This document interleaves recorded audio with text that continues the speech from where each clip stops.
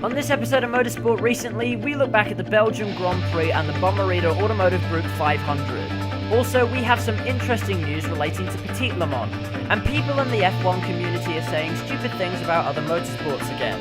This is Triple Crown Racing, let's get into it.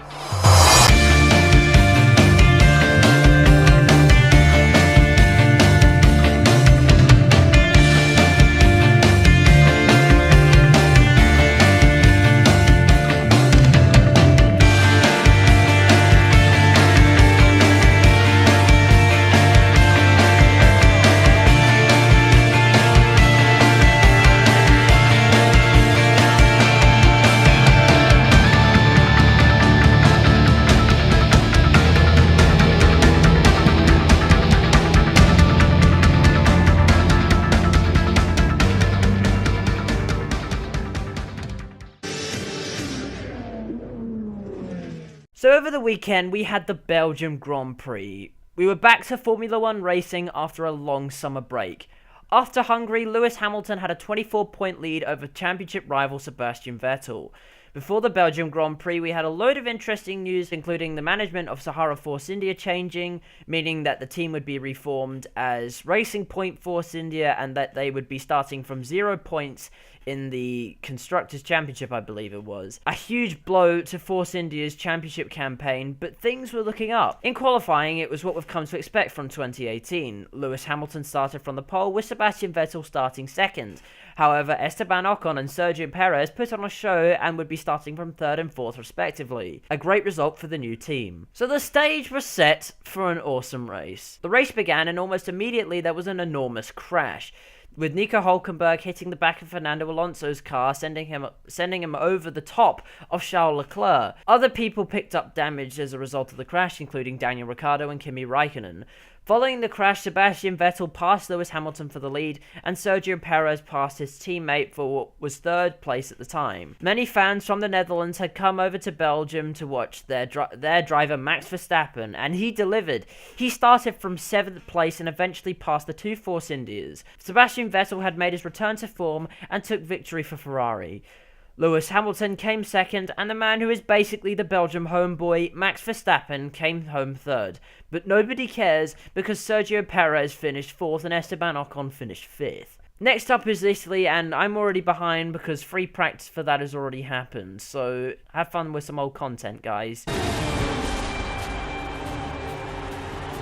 Over the weekend, we had the 15th round of the 2018 IndyCar Championship and the final oval race of the season, the Bommarito Automotive Group 500 at Gateway. Scott Dixon was leading the championship by 29 points over Alexander Rossi in second and Joseph Newgarden in third, in the standings with 530, 501 and 464 points respectively.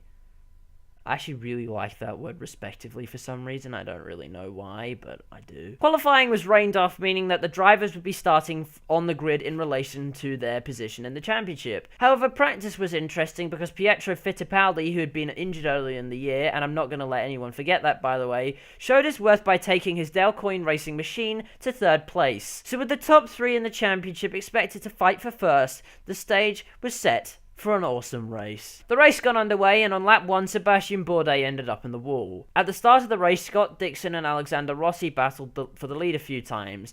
The main contenders for the race win were Scott Dixon, Rossi, Will Power, Newgarden, Simon Pagenaud, and even drivers like Ed Jones, Spencer Pigot, and Zach Veach. Dixon controlled most of the race before Will Power took the lead from him. Alexander Rossi had been struggling, but later on in the race, his difficult fuel strategy paid off, allowing him to get past Dixon. Some of the other drivers that were competitive was, as I said, Ed Jones, who was fighting hard to prove his worth at Chip Ganassi, making some awesome passes. Zach Veach also made his way to the front, as did Spencer Pigot. Rossi was leading with 13 laps to go, but Will Power made a pass for the lead and stayed there until the end.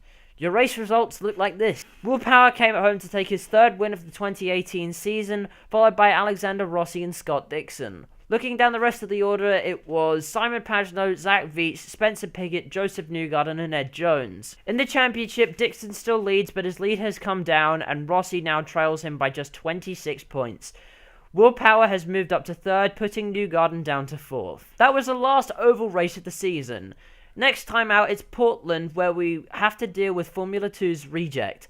Ladies and gentlemen, Ferrucci is back. In other news, we have all this week been reminded of something. While us people in the motorsport community know that we are beings of higher intelligence, sometimes, just sometimes, people in this community can be really stupid. Exhibit A. Felipe Massa, ex-Formula 1 driver, posted these two tweets saying, quote, "When you see all the accidents that happens at F1 and at IndyCar in the last years, we can say that at F1 is always trying to improve, with halo, track changes, virtual safety car, etc. to improve safety, and at IndyCar is not doing much.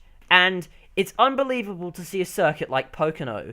Average speeds around 360 kilometers an hour, and you see the walls lower like that, with the fences.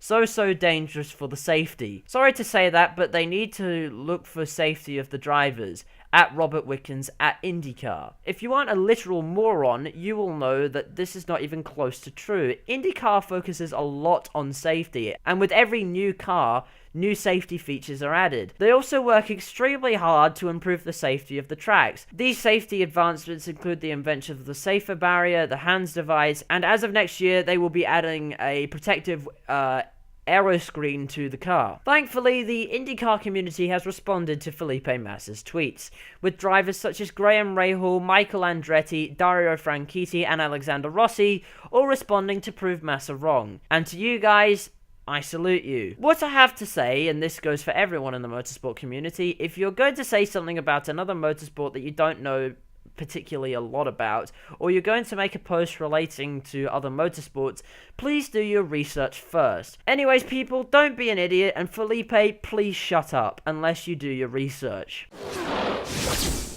Remember when I said in the last episode that at the 6 hours of Fuji, we'd all be reminded that Fernando Alonso is the center of the universe? Here's why. Tequila Patron ESM have two people in their North American Endurance Championship lineup that compete in the WEC. Those two people being Nico Lapierre and Olivier Pla. This wouldn't have been an issue if the WEC hadn't been so desperate and forgotten about literally half its drivers for Fernando Alonso, which he didn't even want, but I digress. So ESM have been left looking for replacement drivers to participate in the upcoming Petit Le Mans. And their new lineup is really quite interesting. Antonio Giovinazzi and Timo Bernhard will join the lineup. Giovinazzi will field the number 2 car alongside Scott Sharp and Ryan Dalziel, while Bernard will field the 22 car alongside Pipo Derani and Johannes van Overbeek. These drivers have an incredible track record. Antonio Giovinazzi came second in the 2016 GP2 series, second only to Pierre Gasly. He has also started 2 Formula 1 Grand Prix. He is also an experienced sports car driver, having competed in the 24 Hours of Le Mans and placed 3rd in the Asian Le Mans series. Timo Bernhard, on the other hand, is one of the most experienced sports car drivers out there. He has won the WEC twice, the American Le Mans Series 3 times, has won Le Mans 3 times, and has also won the 24 Hours of the Nürburgring 8 times. He has also won Petit Le Mans previously. ESM now has an extremely strong lineup, so we should expect good things from them at this year's race. Anyways, that's going to do it for this episode of Motorsport Recently. The Suzuka 10 Hours also happened, but it's really not worth talking about. None of the footage I used is mine, so I'll leave a link to the channels that do own them in the description below. Like, subscribe, and I'll see you next time. Goodbye.